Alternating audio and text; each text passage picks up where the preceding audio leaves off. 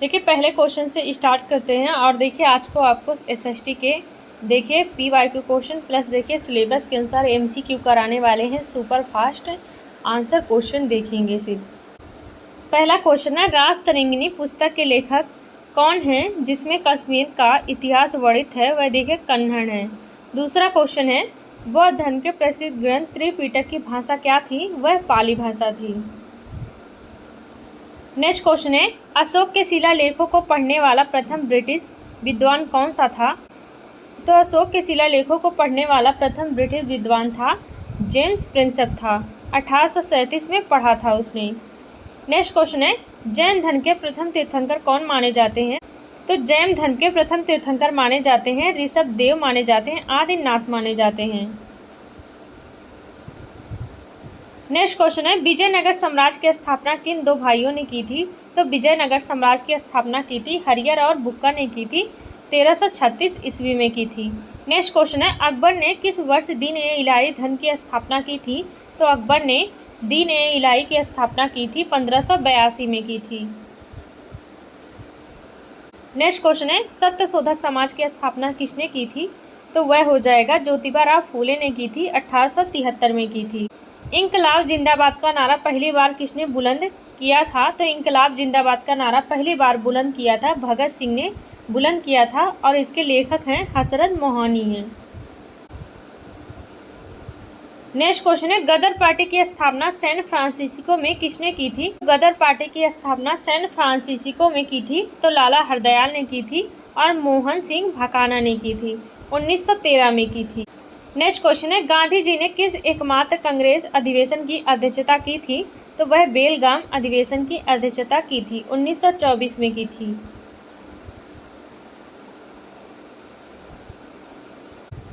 Next question है, वायुमंडल के किस परत में ओजोन गैस परत पाई जाती है? तो वह समताप मंडल में पाई जाती है। नेक्स्ट क्वेश्चन है, पृथ्वी का सबसे निकटतम और चमकीला ग्रह कौन सा हो जाएगा? तो वह शुक्र वीनस हो जाएगा। देखिए जितने भी क्वेश्चन हैं यहाँ सभी इम्पॉर्टेंट नहीं है, तो एक भी क्वेश्चन मिस मत करिएगा। लास्ट तक क्लास में ज़रूर बने रहिएगा क्योंकि यहाँ से देखिए 100% आपके एग्जाम में क्वेश्चन आएंगे ही आएंगे। नेक्स्ट क्वेश्चन है, विश्व की सबसे गहरी मीठे पानी की झील कौन सी है? तो वह बैकाल झील है जो रूस में है। सुएज नहर किन दो बड़े सागरों को जोड़ती है? तो वह भूमध्य सागर और लाल सागर को जोड़ती है। नेक्स्ट क्वेश्चन है, कपास की खेती के लिए सबसे उपयुक्त लावा निर्मित मिट्टी कौन सी है? तो वह काली मिट्टी रेगुन मिट्टी हो जाएगी। नेक्स्ट क्वेश्चन है, भाखड़ा नागल बहुउद्देशीय परियोजना किस नदी पर स्थित है? वह हो जाएगा सतलुज नदी पर स्थित है। नेक्स्ट क्वेश्चन है, भारत का सबसे दक्षिणी छोर या बिंदु कौन सा हो जाएगा? तो वह इंदिरा पॉइंट ग्रेट निकोबार हो जाएगा।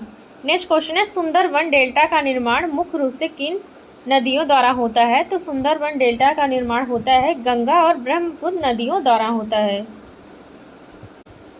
नेक्स्ट क्वेश्चन है, क्षेत्रफल के आधार पर भारत का विश्व का कौन सा स्थान हो जाएगा? तो वह 7वां स्थान हो जाएगा। नेक्स्ट क्वेश्चन है, काजीरंगा वन्य जीव अभ्यारण्य किसके लिए प्रसिद्ध है? तो काजीरंगा वन्य जीव अभ्यारण्य किसके लिए प्रसिद्ध है? तो वह देखिए एक सींग वाले गैंडे के लिए प्रसिद्ध है और यह असम राज्य में स्थित है। नेक्स्ट क्वेश्चन है, भारतीय संविधान सभा की प्रारूप समिति ड्राफ्टिंग कमेटी के अध्यक्ष कौन थे? तो वह हो जाएगा डॉक्टर भीमराव अंबेडकर थे। नेक्स्ट क्वेश्चन है, संविधान के किस अनुच्छेद को डॉक्टर अंबेडकर ने संविधान की आत्मा कहा था? वह देखिए हो जाएगा अनुच्छेद 32 को कहा था। यह संवैधानिक उपचारों का अधिकार है। नेक्स्ट क्वेश्चन है, भारतीय संविधान में समवर्ती सूची की अवधारणा कहाँ से ली गई थी? तो वह हो जाएगा ऑस्ट्रेलिया के संविधान से ली गई थी। नेक्स्ट क्वेश्चन है, संसद के दोनों सदनों की संयुक्त बैठक की अध्यक्षता कौन करता है? तो वह देखिए लोकसभा अध्यक्ष स्पीकर करते हैं। नेक्स्ट क्वेश्चन है, राज्यसभा का पदेन सभापति कौन होता है? तो राज्यसभा का पदेन सभापति होता है भारत का उपराष्ट्रपति होता है। नेक्स्ट क्वेश्चन है, संसद के दोनों सदनों की संयुक्त बैठक की अध्यक्षता कौन करता है? तो वह हो जाएगा लोकसभा अध्यक्ष स्पीकर करते हैं। नेक्स्ट क्वेश्चन है, भाषाई आधार पर गठित होने वाला भारत का पहला राज्य हो जाएगा तो वह आंध्र प्रदेश हो जाएगा। 1953 में यह गठित हुआ था। नेक्स्ट क्वेश्चन है, भारत में त्रिस्तरीय पंचायती राज व्यवस्था लागू करने की सिफारिश किसने की थी? तो भारत में त्रिस्तरीय पंचायती राज व्यवस्था लागू करने की सिफारिश की थी तो बलवंत राय मेहता समिति ने की थी। नेक्स्ट क्वेश्चन है, संविधान का कौन सा अनुच्छेद ग्राम पंचायतों के गठन से संबंधित है? वह हो जाएगा अनुच्छेद 40 है। नेक्स्ट क्वेश्चन है, नगर पालिका परिषद या नगर पालिका कमेटी के प्रधान को क्या कहा जाता है? नगर पालिका परिषद या नगर पालिका कमेटी के प्रधान को कहा जाता है अध्यक्ष कहा जाता है। राष्ट्रपति पर उम्मीदवार के लिए न्यूनतम आयु सीमा कितनी होनी चाहिए? तो राष्ट्रपति पद के लिए आयु सीमा होनी चाहिए वह 35 वर्ष होनी चाहिए।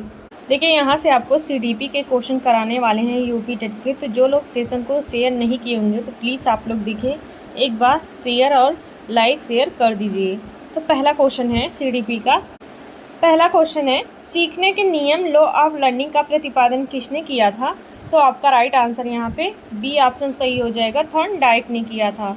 सीखने के नियम बताए थे तो देखिए थॉर्नडाइक ने बताए थे। तो पहला उनका नियम है अभ्यास का नियम, दूसरा देखिए प्रभाव का नियम, तीसरा है तत्परता का नियम। सीखने के थॉर्नडाइक ने 3 नियम बताए थे, इनका मुख्य नियम है तीनों। नेक्स्ट क्वेश्चन है, बुद्धि का तरल मोज़ेक मॉडल किसने दिया था? तो बुद्धि का तरल मोज़ेक मॉडल किसने दिया था? तो आपका राइट आंसर पहला हो जाएगा RB कैटल ने दिया था। बुद्धि का तरल मॉडल दिया था तो वह RB कैटल ने दिया था। तो आपका राइट आंसर यहाँ पे पहला बिल्कुल सही हो जाएगा। नेक्स्ट क्वेश्चन है, मानसिक आयु मेंटल एज संप्रत्यय का सर्वप्रथम प्रयोग किस मनोवैज्ञानिक ने किया था? तो आपका राइट आंसर यहाँ पे डी ऑप्शन सही हो जाएगा, बीने साइमन ने किया था। मानसिक आयु संप्रत्यय का सर्वप्रथम प्रयोग किया था तो बीने साइमन ने किया था। तो आपका डी ऑप्शन सही हो जाएगा। नेक्स्ट क्वेश्चन है, किशोरावस्था बड़े तनाव, तूफान, विरोध तथा संघर्ष की अवस्था है, यह प्रसिद्ध कथन किसका हो जाएगा? तो किशोरावस्था बड़े तनाव और तूफान, विरोध तथा संघर्ष की अवस्था है, यह प्रसिद्ध कथन किसका हो जाएगा? तो वह देखिए आपका यहाँ पे बी ऑप्शन सही हो जाएगा, स्टैनले हॉल का हो जाएगा। नेक्स्ट क्वेश्चन है, भाटिया बैटरी का प्रयोग निम्नलिखित में से किसके मापन हेतु किया जाता है? तो भाटिया बैटरी का प्रयोग किसके मापन हेतु किया जाता है? तो आपका राइट आंसर यहाँ पे सही हो जाएगा, सी ऑप्शन, बुद्धि के मापन के लिए किया जाता है। भाटिया बैटरी का प्रयोग किया जाता है तो बुद्धि के मापन के लिए किया जाता है। नेक्स्ट क्वेश्चन है, संज्ञानात्मक संप्राप्ति का न्यूनतम या सबसे निचला स्तर कौन सा होता है? तो वह ज्ञान नॉलेज होता है। तो आपका राइट आंसर यहाँ पे पहला बिल्कुल सही हो जाएगा। संज्ञानात्मक संप्राप्ति का सबसे निचला स्तर होता है ज्ञान होता है, नॉलेज होता है, और देखिए सबसे उच्च स्तर होता है वह मूल्यांकन होता है। सबसे निचला स्तर ज्ञान होता है और सबसे उच्च स्तर होता है मूल्यांकन होता है।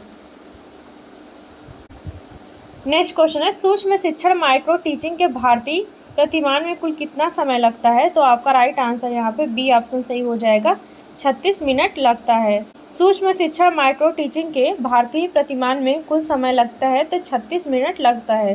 तो आपका बी ऑप्शन बिल्कुल सही हो जाएगा। नेक्स्ट क्वेश्चन है, अंतर्मुखी, बहिर्मुखी तथा उभयमुखी व्यक्तित्व का वर्गीकरण किसके द्वारा किया जाता है? तो अंतर्मुखी, बहिर्मुखी तथा उभयमुखी व्यक्तित्व का वर्गीकरण किसके द्वारा किया जाता है? वह देखिए युंग जुंग के द्वारा किया जाता है। तो आपका बी ऑप्शन यहाँ पे सही हो जाएगा। देखिए आज के सेशन में जितने भी क्वेश्चन लिए हैं CDP के काफ़ी ज़्यादा इम्पॉर्टेंट है, वही लिए जो आपके एग्ज़ाम में पूछे जाएंगे, इसलिए एक भी क्वेश्चन मिस मत करिएगा, लास्ट तक क्लास में ज़रूर बने रहिएगा। नेक्स्ट क्वेश्चन है, निम्न में से कौन सा थॉर्नडाइक के अधिगम के प्राथमिक नियमों में शामिल नहीं है? तो नहीं पूछा है, तो कौन सा थॉर्नडाइक का प्राथमिक नियम नहीं है? तो वह देखिए आपका राइट आंसर यहाँ पे सी ऑप्शन सही हो जाएगा, सहचर्यात्मक स्थानांतरण का नियम, जो देखिए थॉर्नडाइक का प्राथमिक नियम नहीं है। देखिए थॉर्नडाइक का प्राथमिक नियम अभ्यास का नियम हो जाएगा, प्रभाव का नियम हो जाएगा और तत्परता का नियम हो जाएगा। यह तीनों उनके मुख्य नियम है, प्राइमरी नियम है।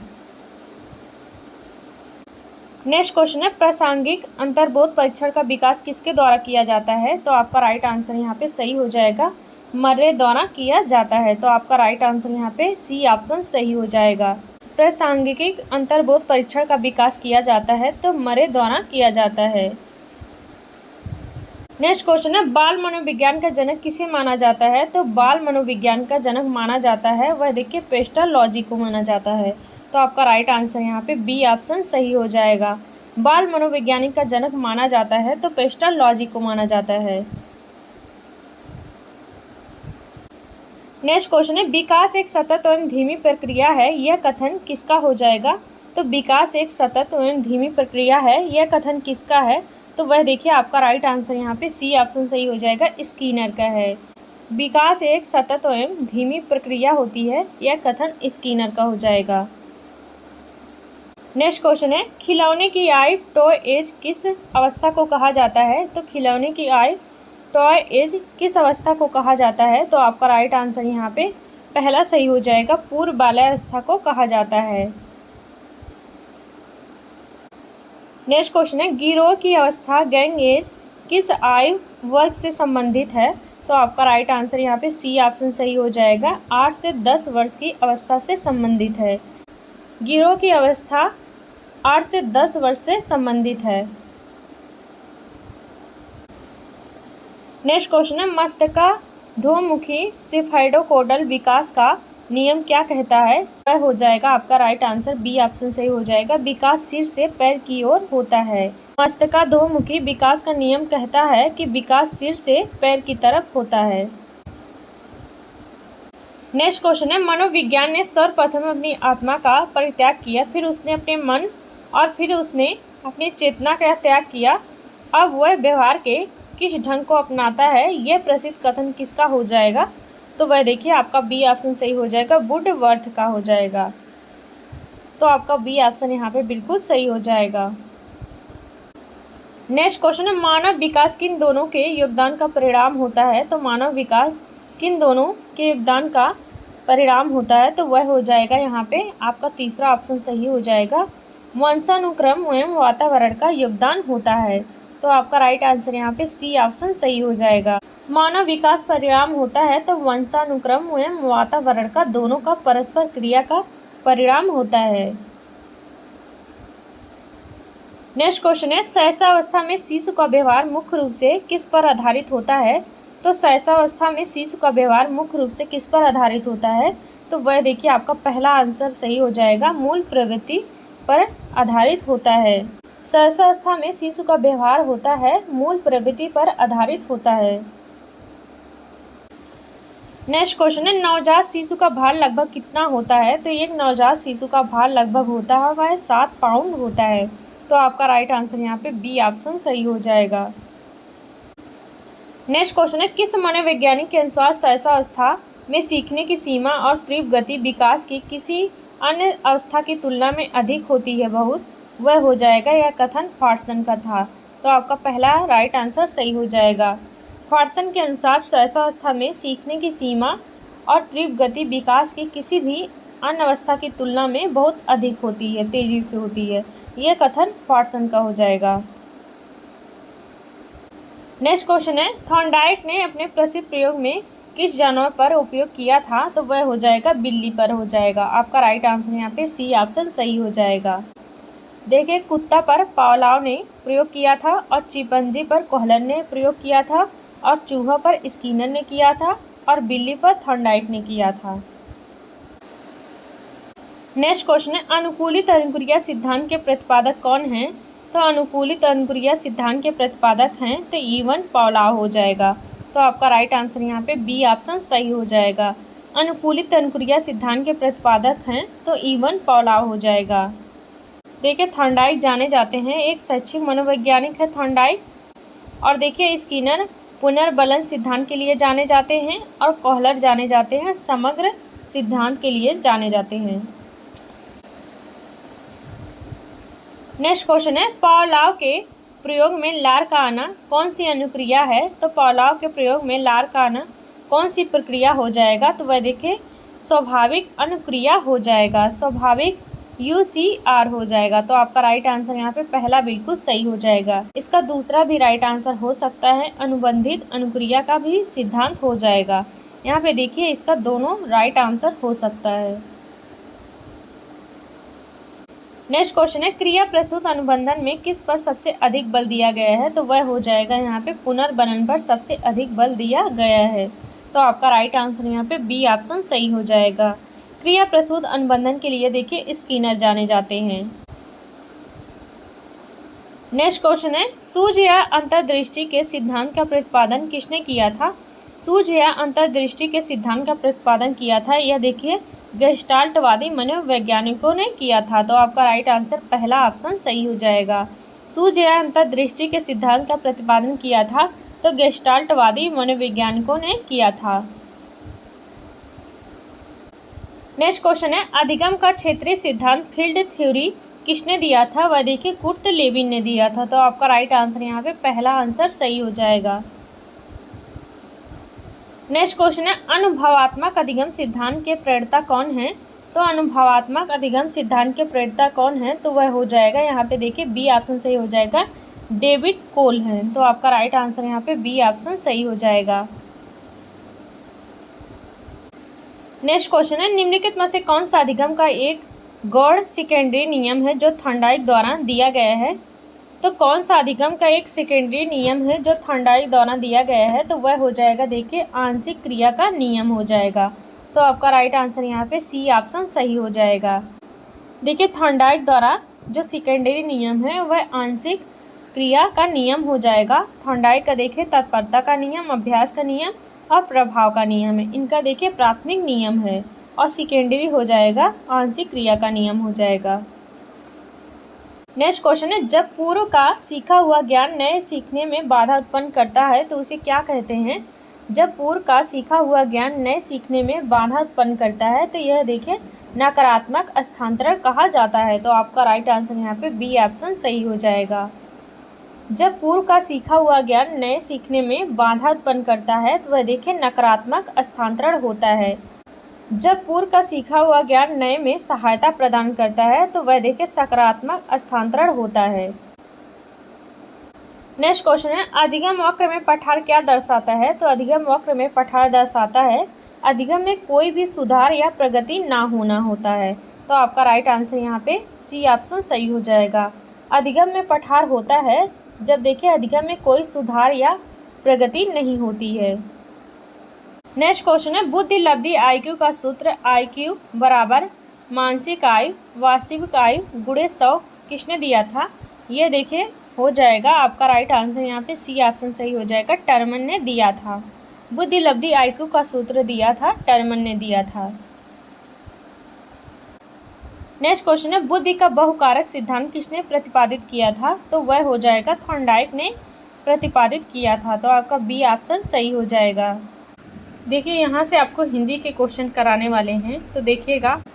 पहला क्वेश्चन है हिंदी का, हिंदी वर्णमाला में वर्णों की कुल संख्या कितनी होती है? तो हिंदी वर्णमाला में वर्णों की कुल संख्या होती है तो वह 52 होती है। तो आपका राइट आंसर यहाँ पे पहला ऑप्शन सही हो जाएगा। हिंदी वर्णमाला में वर्णों की कुल संख्या 52 होती है। देखिए 11 स्वर होते हैं और 33 व्यंजन होते हैं और 2 अयोगवा होते हैं।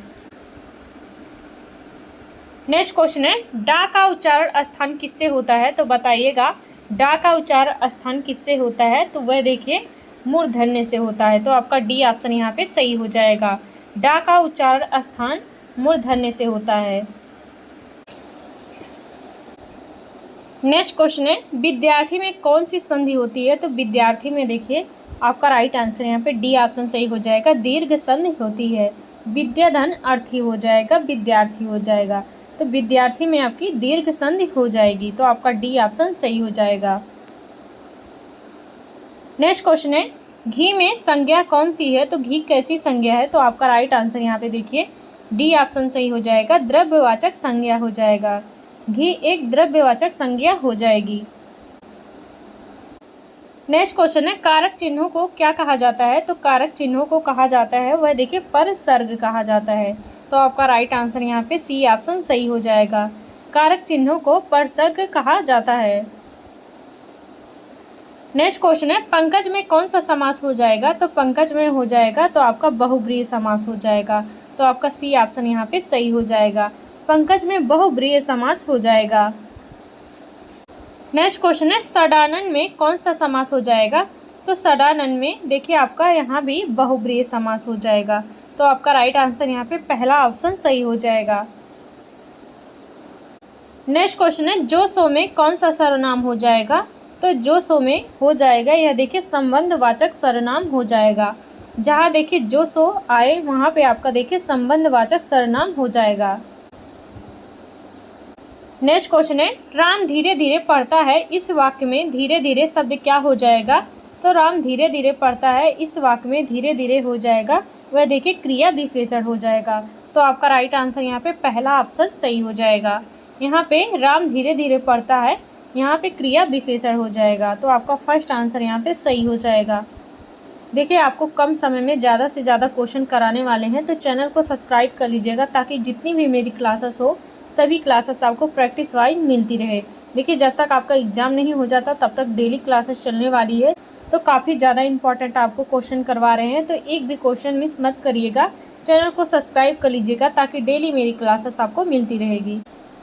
नेक्स्ट क्वेश्चन देखते हैं। देखिए सममार्ग में कौन सा संधि रूप हो जाएगा? तो सममार्ग में कौन सा संधि हो जाएगा? तो वह देखिए सत प्लस मार्ग हो जाएगा। तो आपका राइट आंसर यहाँ पे सही हो जाएगा, सी ऑप्शन, सत प्लस मार्ग हो जाएगा। इसमें देखिए व्यंजन संधि होगी। नेक्स्ट क्वेश्चन है, अत्यंत का संधि विच्छेद क्या हो जाएगा? तो अत्यंत का संधि विच्छेद हो जाएगा अति प्लस अंत हो जाएगा। तो आपका डी ऑप्शन यहाँ पे सही हो जाएगा। इसमें यड़ स्वर संधि होगी। तो आपका डी ऑप्शन सही हो जाएगा। अत्यंत का संधि विच्छेद हो जाएगा अति प्लस अंत हो जाएगा। नेक्स्ट क्वेश्चन है, किस शब्द में वृद्धि संधि है? तो कौन से शब्द में वृद्धि संधि है? तो आपका राइट आंसर यहाँ पे बी ऑप्शन सही हो जाएगा, सदैव में। सदैव में आपकी वृद्धि संधि हो जाएगी। नेक्स्ट क्वेश्चन है, कौन से शब्द का विलोम शब्द आगम है? तो कौन से शब्द का विलोम शब्द आगम हो जाएगा? तो वह देखिए आगम का विलोम शब्द होता है सुगम होता है। तो आपका तीसरा यहाँ पे सही हो जाएगा। देखिए आगम का अर्थ होता है जहाँ ना पहुँचा जा सके, और सुगम का अर्थ होता है जहाँ आसानी से पहुँचा जा सके। तो आपका देखिए आगम का सुगम हो जाएगा। नेक्स्ट क्वेश्चन है, पंचानन में कौन सा समास हो जाएगा? तो पंचानन में आपका देखिए हो जाएगा बहुब्रीहि समास हो जाएगा। तो आपका डी ऑप्शन यहाँ पे सही हो जाएगा। पंचानन में आपका बहुब्रीहि समास हो जाएगा। देखिए पंचानन में आपका बहुब्रीहि समास हो जाएगा, यानी 5 मुख हैं जिनके अर्थात भगवान शिव हो जाएगा।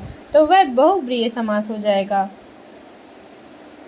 नेक्स्ट क्वेश्चन है, राजभाषा में कौन सा समास होगा? तो राजभाषा में कौन सा समास हो जाएगा? तो बताइएगा। इसमें देखिए तत्पुरुष समास हो जाएगा। तो आपका राइट आंसर यहाँ पे पहला बिल्कुल सही हो जाएगा। राजभाषा में देखिए आपका तत्पुरुष समास हो जाएगा। नेक्स्ट क्वेश्चन है, ऊँट का पर्यायवाची शब्द क्या है? तो ऊँट का पर्यायवाची शब्द ये सभी हो जाएगा। तो आपका डी ऑप्शन सही हो जाएगा। देखिए ऊँट का पर्यायवाची शब्द महाग्रीव भी होता है, और देखिए लंबोष्ठ भी होता है, और उष्ट भी होता है। यहाँ पे ये सभी हो जाएगा ऊँट का पर्यायवाची शब्द। नेक्स्ट क्वेश्चन है, धीवर किसका पर्यायवाची शब्द हो जाएगा? तो धीवर देखिए आपका राइट आंसर यहाँ पे पहला हो जाएगा, केवट का हो जाएगा। धीवर केवट का पर्यायवाची शब्द हो जाएगा। देखिए धीवर का पर्यायवाची शब्द होता है मल्लाह होता है, मछुरा होता है, और देखिए केवट होता है, यह सभी होता है धीवर का पर्यायवाची शब्द। नेक्स्ट क्वेश्चन है, उत्सेक किसका पर्यायवाची है? तो उत्सेक किसका पर्यायवाची शब्द हो जाएगा? तो वह देखिए जोश का हो जाएगा। तो आपका राइट आंसर यहाँ पे पहला बिल्कुल सही हो जाएगा। उत्सेक का अर्थ होता है देखिए आवेश होता है, उफान होता है, जोश होता है, यह सभी उत्सेक का पर्यायवाची शब्द होता है। नेक्स्ट क्वेश्चन है, अजानु में समास बताइए। अजानु में कौन सा समास हो जाएगा? तो अजानु में देखिए आपका राइट आंसर डी ऑप्शन सही हो जाएगा, अव्ययी भाव समास हो जाएगा। तो आपका डी ऑप्शन सही हो जाएगा। अजानु में आपका अव्ययी भाव समास हो जाएगा। नेक्स्ट क्वेश्चन है, भूखा प्यासा में कौन सा समास हो जाएगा? तो भूखा प्यासा में द्वंद्व समास हो जाएगा। तो आपका राइट आंसर यहाँ पे सी ऑप्शन सही हो जाएगा। नेक्स्ट क्वेश्चन है, यश प्राप्त में कौन सा समास हो जाएगा? तो यश प्राप्त में कौन सा समास हो जाएगा? यह देखिए आपका कर्म तत्पुरुष समास हो जाएगा। तो आपका राइट आंसर यहाँ पे पहला बिल्कुल सही हो जाएगा। देखिए यश प्राप्त में हो जाएगा, यश को प्राप्त करने वाला हो जाएगा। तो आपका तत्पुरुष समास हो जाएगा यहाँ पे। नेक्स्ट क्वेश्चन है, अभिजात्य का विलोम शब्द क्या हो जाएगा? तो अभिजात्य का विलोम शब्द हो जाएगा आकुलीन हो जाएगा। तो आपका राइट आंसर यहाँ पे बी ऑप्शन सही हो जाएगा। देखिए अभिजात्य का अर्थ होता है उच्च कुल का होता है। तो आपका देखिए विलोम शब्द हो जाएगा तो आकुलीन हो जाएगा। नेक्स्ट क्वेश्चन है अंधकार का विलोम शब्द क्या हो जाएगा। तो अंधकार का विलोम शब्द बताइएगा कौन सा हो जाएगा। तो आपका देखिए डी ऑप्शन सही हो जाएगा। अंधकार का विलोम शब्द हो जाएगा प्रकाश हो जाएगा। तो आपका डी ऑप्शन यहाँ पे बिल्कुल सही हो जाएगा। नेक्स्ट क्वेश्चन है ऋजु का विलोम शब्द क्या होता है। तो ऋजु का विलोम शब्द होता है देखिए वक्र होता है। तो आपका राइट आंसर यहाँ पे सी ऑप्शन सही हो जाएगा। देखिए ऋजु का अर्थ होता है सरल और सीधा होता है, और देखिए वक्र का अर्थ होता है टेढ़ा मेढ़ा होता है। देखिए आपके एग्जाम में जितने भी समय बचे हैं, देखिए जितना भी हो सकता है सीडीपी, हिंदी, एसएसटी तीनों का प्रैक्टिस से चलाने वाले हैं। तो चैनल को जो लोग नहीं सब्सक्राइब किए होंगे वह सब्सक्राइब कर लेंगे, ताकि डेली मेरी आपको क्लासेस मिलती रहेगी। देखिए आपके पास यही लास्ट चांस बचा है यूपी टेट क्लियर करने के लिए। अब पता नहीं कब आएगा। देखिए तो जितना हो सके अच्छे से पढ़िए, ईमानदारी से पढ़िए, ताकि आपका यूपी टेट में एक अच्छा स्कोर बन सके। नेक्स्ट क्वेश्चन देखते हैं। देखिए गरल का विलोम शब्द क्या हो जाएगा। तो गरल का विलोम शब्द होता है वह देखिए सुधा होता है। तो आपका सी ऑप्शन सही हो जाएगा। देखिए गरल का अर्थ होता है विष होता है, और देखिए सुधा का अर्थ होता है अमृत होता है। तो गरल का विलोम शब्द हो जाएगा सुधा हो जाएगा। नेक्स्ट क्वेश्चन है जातीय का विलोम शब्द क्या हो जाएगा। तो जातीय का विलोम शब्द क्या होगा। तो इसका राइट आंसर आप सभी को कमेंट बॉक्स में बताना है। तो कमेंट करके आप सभी को, जितने लोग देख रहे हैं, तो कमेंट करके ज़रूर बताएंगे। इसका राइट आंसर देखते हैं कौन कौन बता पाता है। नेक्स्ट क्वेश्चन है सुदूर का विलोम शब्द क्या हो जाएगा। तो सुदूर का विलोम शब्द हो जाएगा तो वह देखिए सन्निकट हो जाएगा। तो आपका राइट आंसर यहाँ पे पहला बिल्कुल सही हो जाएगा। सुदूर का विलोम शब्द हो जाएगा सन्निकट हो जाएगा। देखिए सुदूर का अर्थ होता है दूर होता है, और देखिए सन्निकट का अर्थ होता है वह पास में होता है। तो आपका सुदूर का विलोम शब्द हो जाएगा सन्निकट हो जाएगा। नेक्स्ट क्वेश्चन है स्वीकृत का विलोम शब्द क्या हो जाएगा। तो स्वीकृत का विलोम शब्द हो जाएगा इनमें में से कोई नहीं हो जाएगा। तो आपका डी ऑप्शन सही हो जाएगा। देखिए स्वीकृत का विलोम शब्द होता है तो स्वीकृत होता है। यहाँ पे देखिए आपका इनमें में से कोई नहीं हो जाएगा। तो स्वीकृत का विलोम शब्द होता है तो स्वीकृत होता है। नेक्स्ट क्वेश्चन है अनुचर में उपसर्ग क्या हो जाएगा। तो अनुचर में उपसर्ग हो जाएगा देखिए अनु उपसर्ग हो जाएगा। तो आपका राइट आंसर यहाँ पे सी ऑप्शन सही हो जाएगा। देखिए उपसर्ग पहले लगता है और प्रत्यय बाद में लगता है। तो आपका अनुचर में हो जाएगा उपसर्ग अनु हो जाएगा। नेक्स्ट क्वेश्चन है अलविदा में उपसर्ग कौन सा हो जाएगा। तो अलविदा में आपका उपसर्ग हो जाएगा अल हो जाएगा। तो आपका राइट आंसर यहाँ पे बी ऑप्शन सही हो जाएगा। अलविदा में उपसर्ग हो जाएगा तो अल हो जाएगा। नेक्स्ट क्वेश्चन है खिलाड़ी में प्रत्यय कौन सा हो जाएगा। तो खिलाड़ी में प्रत्यय हो जाएगा देखिए आड़ी हो जाएगा। तो आपका राइट आंसर यहाँ पे बी ऑप्शन सही हो जाएगा।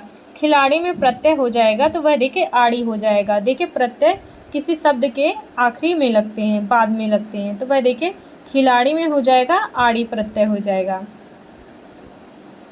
नेक्स्ट क्वेश्चन है हंसने वाला में प्रत्यय क्या हो जाएगा। तो वह देखिए वाला हो जाएगा, जो लास्ट के शब्द में लग जाएगा। तो हंसने वाला हो जाएगा, वाला प्रत्यय हो जाएगा।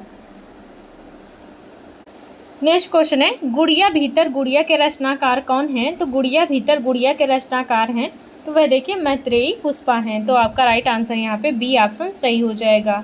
गुड़िया भीतर गुड़िया के रचनाकार हैं तो मैत्रेयी पुष्पा हो जाएगा। नेक्स्ट क्वेश्चन है उपासना में उपसर्ग क्या हो जाएगा। तो उपासना में आपका देखिए उपसर्ग हो जाएगा। तो आपका राइट आंसर यहाँ पे पहला राइट आंसर सही हो जाएगा। उपासना में देखिए आपका उपसर्ग हो जाएगा। उपसर्ग देखिए पहले लगता है। नेक्स्ट क्वेश्चन है निखिल में उपसर्ग क्या हो जाएगा। तो निखिल में उपसर्ग नी हो जाएगा। तो आपका राइट आंसर यहाँ पे पहला सही हो जाएगा। नेक्स्ट क्वेश्चन है विवेक में कौन सा उपसर्ग लगा है। तो विवेक में आपका देखिए बी उपसर्ग लगा है। तो आपका राइट आंसर यहाँ पे पहला बिल्कुल सही हो जाएगा। विवेक में आपका बी उपसर्ग लगा है तो आपका राइट आंसर पहला सही हो जाएगा। नेक्स्ट क्वेश्चन है कटे पर नमक छिड़कना से क्या आशय हो जाएगा। तो वह देखिए दुख पर और दुख देना हो जाएगा। तो आपका राइट आंसर यहाँ पे पहला सही हो जाएगा। कटे पर नमक छिड़कने का अर्थ हो जाएगा वह देखिए दुख पर और दुख देना हो जाएगा। नेक्स्ट क्वेश्चन है चलता पुर्जा का क्या अर्थ हो जाएगा। तो चलता पुर्जा का क्या अर्थ हो जाएगा, वह देखिए चालाक और व्यवहार कुशल हो जाएगा। तो आपका राइट आंसर यहाँ पे सी ऑप्शन सही हो जाएगा। चलता पुर्जा का अर्थ हो जाएगा चालाक और व्यवहार कुशल हो जाएगा।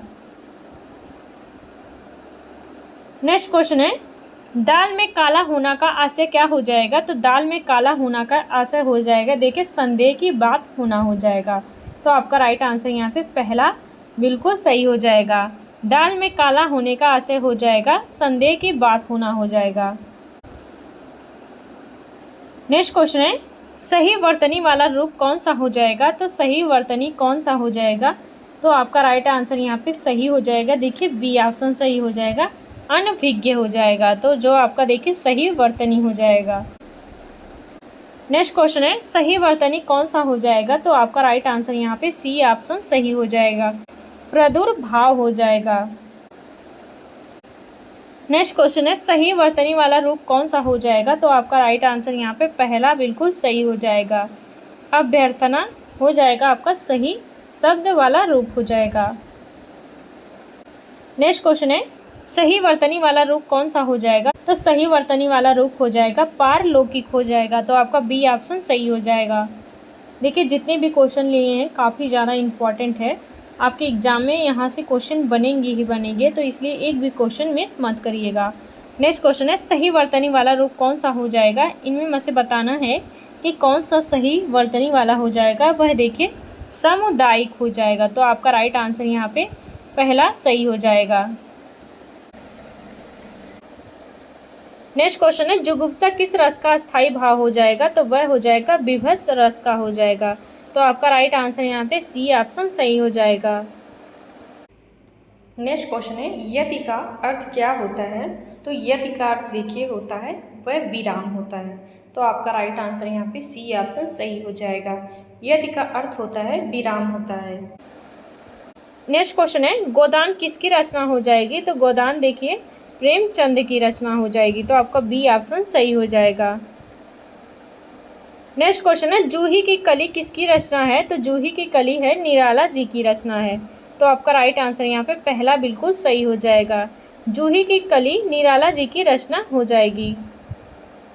नेक्स्ट क्वेश्चन है, कुरु कुरु सोहा के लेखक कौन हैं। तो कुरु कुरु सोहा के लेखक कौन हो जाएगा। तो आपका राइट आंसर यहाँ पे सी ऑप्शन सही हो जाएगा, मनोहर श्याम जोशी हैं। तो आपका सी ऑप्शन यहाँ पे बिल्कुल सही हो जाएगा। देखिए इस क्लास का लास्ट क्वेश्चन है, देखते हैं। देखिए कोई कैसा सर्वनाम है। तो कोई कैसा सर्वनाम हो जाएगा, या देखिए अनिश्चयवाचक सर्वनाम हो जाएगा। तो आपका राइट आंसर यहाँ पे बी ऑप्शन सही हो जाएगा, कोई कैसा है सर्वनाम हो जाएगा, अनिश्चयवाचक सर्वनाम हो जाएगा। देखिए जितने भी क्वेश्चन आपको करवा रहे हैं काफ़ी ज़्यादा इम्पॉर्टेंट है। देखिए चाहे एसएसटी हो, चाहे देखिए आपकी सीडीपी हो, और चाहे देखिए आपकी हिंदी हो, तो जितने भी क्वेश्चन आपको करवा रहे हैं काफ़ी ज़्यादा इम्पॉर्टेंट है। तो जो लोग चैनल को अभी तक नहीं सब्सक्राइब किए होंगे वह सब्सक्राइब कर लेंगे, जिससे आगे की क्लासेस आपको प्रॉपर तरीके से मिलती रहेगी। देखिए जब तक आपका एग्ज़ाम नहीं हो जाता आपको डेली क्वेश्चन प्रैक्टिस कराने वाले हैं, तो चैनल को ज़रूर सब्सक्राइब कर लीजिएगा। और देखिए एक प्यारा सा कमेंट करके ज़रूर बताइएगा आपको क्लास कैसी लगी।